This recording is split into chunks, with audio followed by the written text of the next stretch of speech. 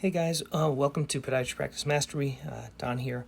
I want to go over a little bit about my recent experience. I had a dermatologist visiting. She came in from Jamaica to visit me, and I want to give you my 2 cents worth here of this visit. So I don't have that many doctors come and visit me. No, like dermatologists. I have podiatrists that come and visit me, and we spend usually a day together. And that's always fun. So if you want to come, just let me know or reach out to me, Don at podiatrypracticemastery.com. Let me know when you want to come. And, I think it's great kind of camaraderie. I think it's great to see how you work, and you can kind of see my workflow and how I use my scribe and things like that. That's always fun. So I've had some people, but this doctor, she found me on YouTube. She was wanting to learn different types of foot things.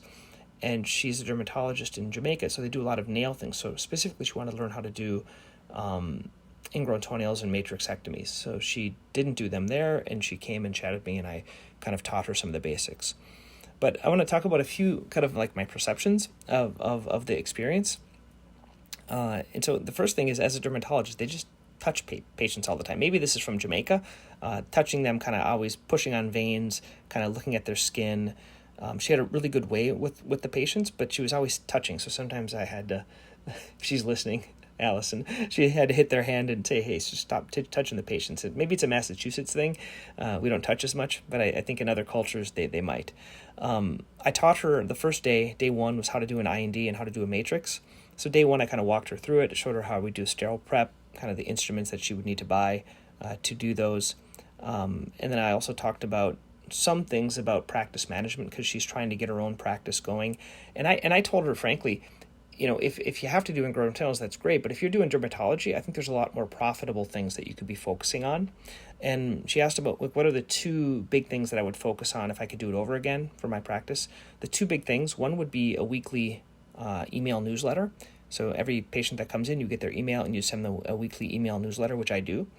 And I think that's like number one. So if you want to see how I do mine, go to, probably at the time of this recording, go to centralmasspodiatry.com, and in there's a blog, and you can look at the newsletters. So you can actually see the actual newsletters I send out.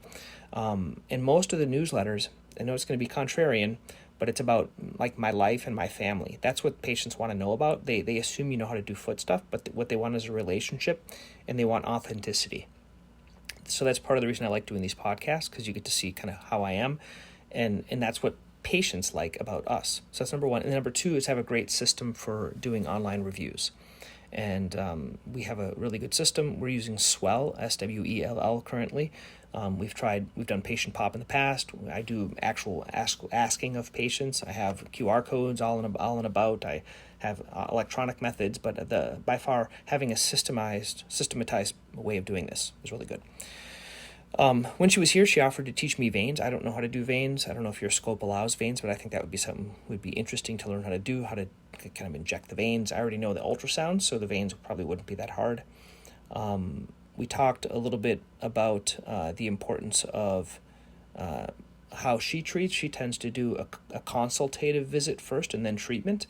And this is something I just never recognized, but I think in our modality, we tend to do the consult and the treatment all the same day. They tend to separate things. So they'll do the consult and then they'll like set up a series of treatments. We just tend to do everything at once. We'll do x-rays and then the cortisone or the shockwave or the procedure the same day, whereas they tend to have a stepwise approach.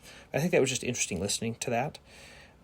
We talked a little bit about when giving oral antifungals like diflucan, like if patients fail like a Lamisil. She recommended doing some other things like a probiotic or yogurt or other types of things like that, something I hadn't thought of before, so I thought it was a neat idea. She really liked lasers, and I said, I'm kind of frustrated with lasers. That's just my opinion. Sorry if laser people are listening to me. But I have 3 lasers. I have a Cutera that I used to use for warts, and I tried to use for nails, didn't work. I have the Remy, which unfortunately I just don't use that much, only because it's not a large enough check for me to value my time doing it. If I had staff doing it, I think it might be a different thing. And then finally, we have also the Lunula, which we have for nails, but in my opinion, it doesn't work as great as the oral still. So talked a little bit about lasers. Talked about vein compression, things like that. And then what I really liked is she, when she was talking to patients, and she wasn't even treating my patients, she was just talking to them about their veins. And as she was talking to them about the veins, she was teaching them about the veins, how the veins work, what the type of treatments are to get rid of the varicose veins. And she didn't even bring up price. And I think a lot of times we get kind of hung up on talking about price first.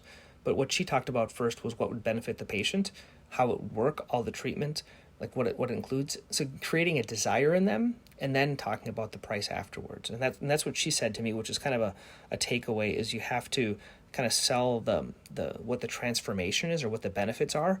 So kind of an analogous situation for us is if a patient comes in and on the ultrasound there's a lot of thickness to the fascia, I'm going to have that conversation about shockwave, about how it would benefit, how it would reduce that thickness, how it kind of is like a meat tenderizer, how it would stimulate their own body's healing, how it works better than cortisone, how, all these other things, how it's easy to do in 3 sessions, and patients feel about 85% better, all of that.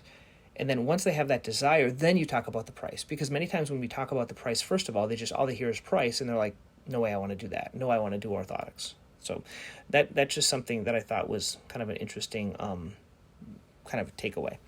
So that's day 1. Day 2, once again, I wrote down here my notes, she continued to touch all the patients. I guess that's what dermatologists do.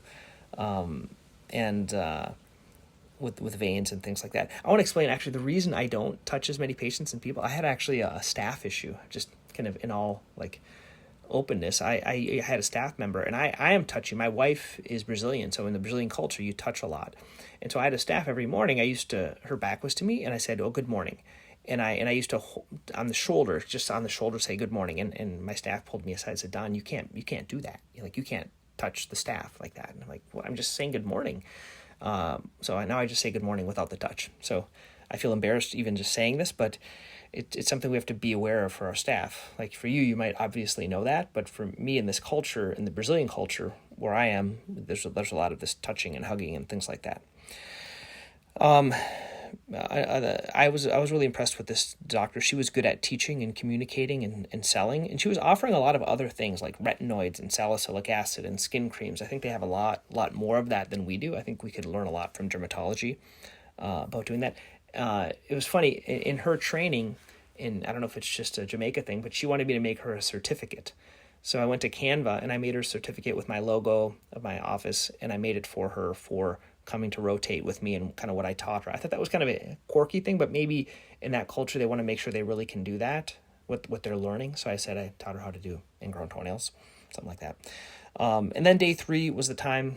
I think she did about 6 matrixes, so I think that's about enough, or she felt comfortable doing them. I was kind of walking her through the treatments. Of course, got consent with my patients to do that.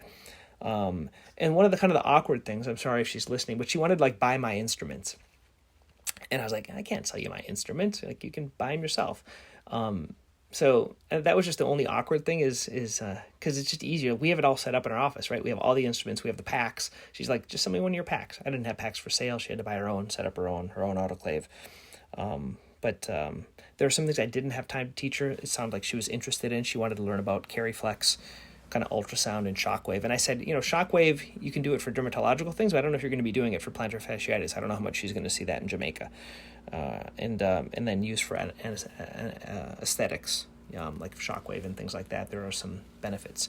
But it was a good trip to visit. It was 3 days, a little too much in my opinion. I was a little bit exhausted because I tend to use my noon time to work on things, and she was always over my shoulder. So it kind of drained me a little bit more than I was used to having a person visit. But if you want to come visit me a day, just let me know. It's always fun to have another doctor come in. If you want to I live near Boston, so if you want to come and visit Boston with your family or something like that, I'd love to have you. Once again, hope you're enjoying Podiatry Practice Mastery. We have a good group within the Practice Mastery Academy, a lot of good content there, so I'd love to have you join. Have a good one. Thanks.